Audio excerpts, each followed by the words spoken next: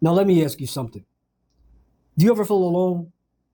Not just physically alone when you're sitting by yourself, but I mean that deep, heavy kind of loneliness where you feel like no one truly understands you. You go to work, school, maybe even to the masjid.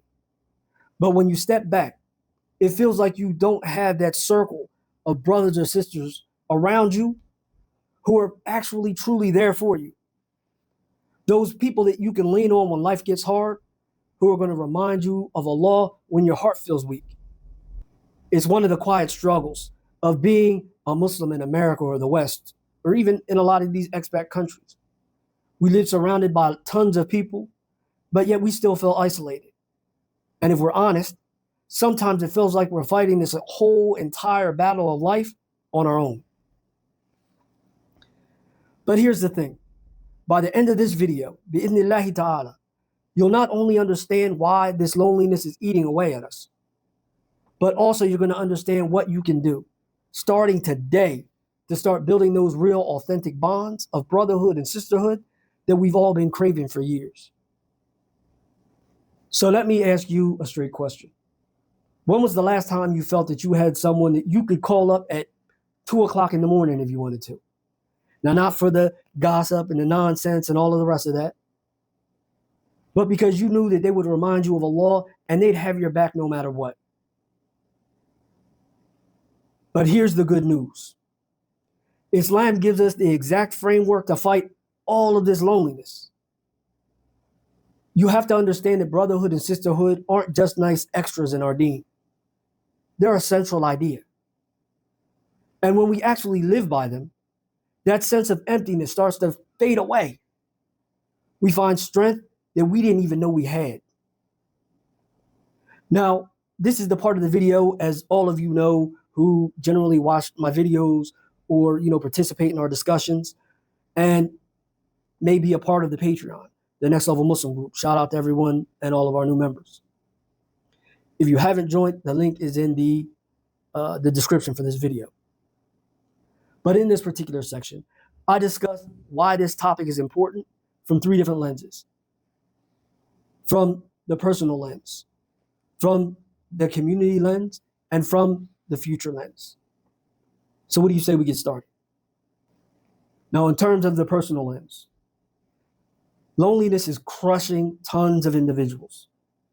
It's leading to things like depression, drifting away from the salah, and even falling into the haram, just to feel some type of connection with whatever it may be. If you don't fix this, you have to understand that it doesn't just affect your mood, it's something that affects your iman. And in terms of the community lens, when Muslims don't have a strong bond together, our masajid feel empty, our efforts are scattered, and the shaitan divides us. You need to know that a weak ummah isn't just because of its numbers, but because of a lot of different broken hearts and disconnected souls. And in terms of the future lens, if nothing changes, our kids are going to grow up feeling more connected to influencers, celebrities, and online strangers than to their own Muslim brothers and sisters. This is something that should terrify all of you. Now, I don't know how many of you are my age, or how many of you have children that are older than preteens, but this is what's happening. You give our kids their phones and they're on it day and night, interacting with, talking to, discussing things with individuals in chat groups and forums and all of the rest of that, and we have no idea who's in there. But you take them and you put them in a group of other individuals from their communities, people they see all the time.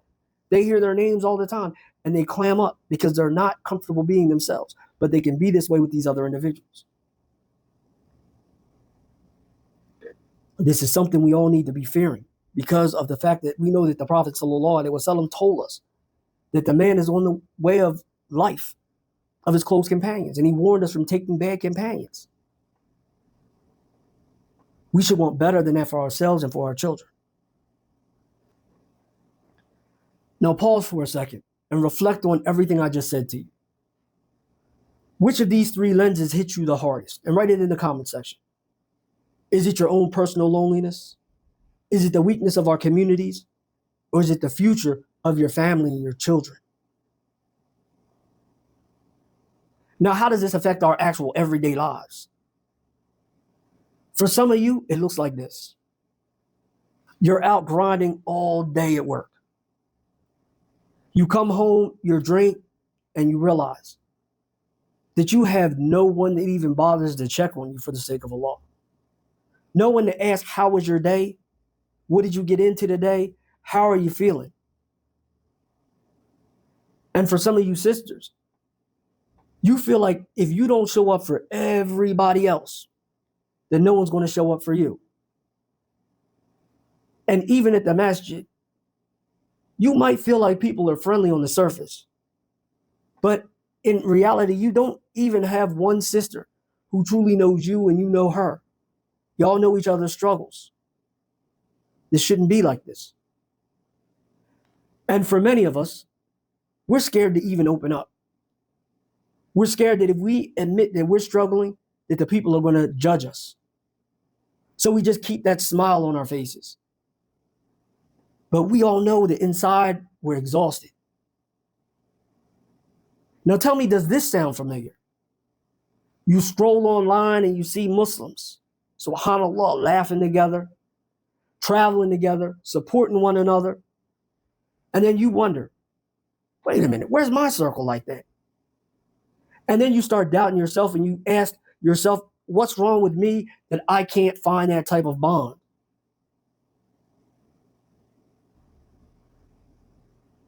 So now that we've talked about the problem, let's talk about solutions. Because just saying to someone, make friends, it doesn't cut it. Here are some real actionable steps that you can take today. Start with the intention.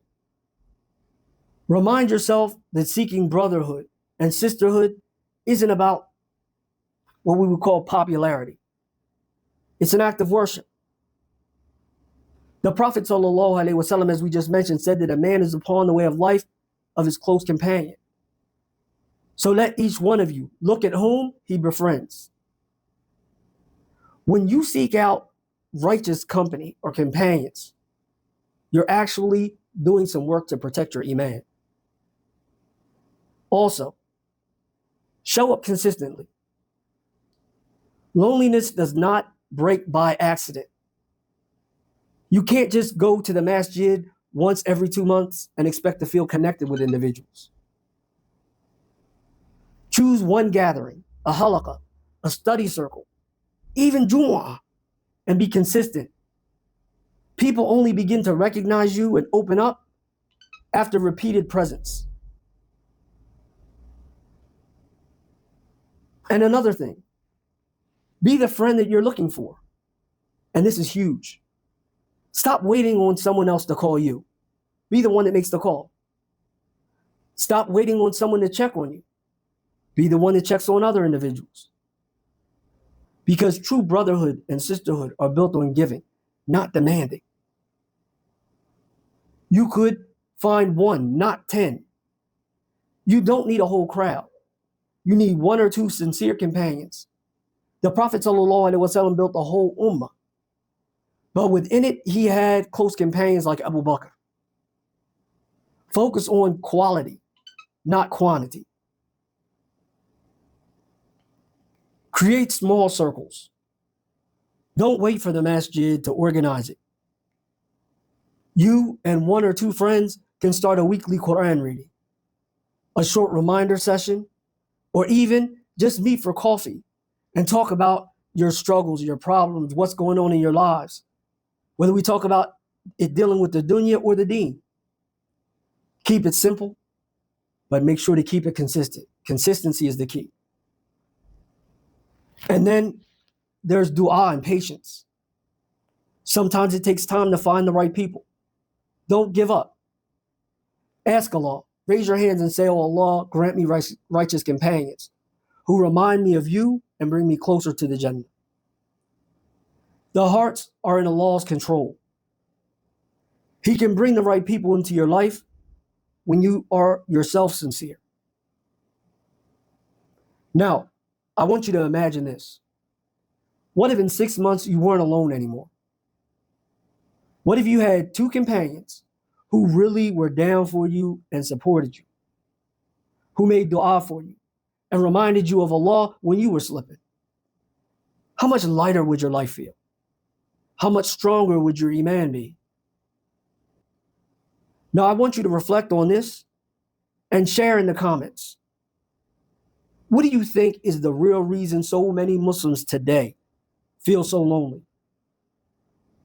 Even when we're surrounded by all of these Muslims.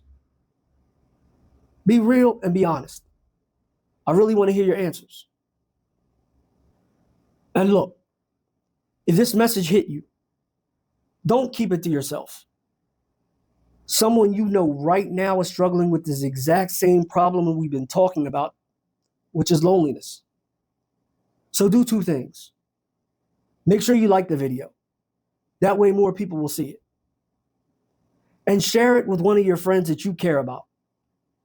That one share, that one push of that button just might be the reason why they can stop feeling lonely today.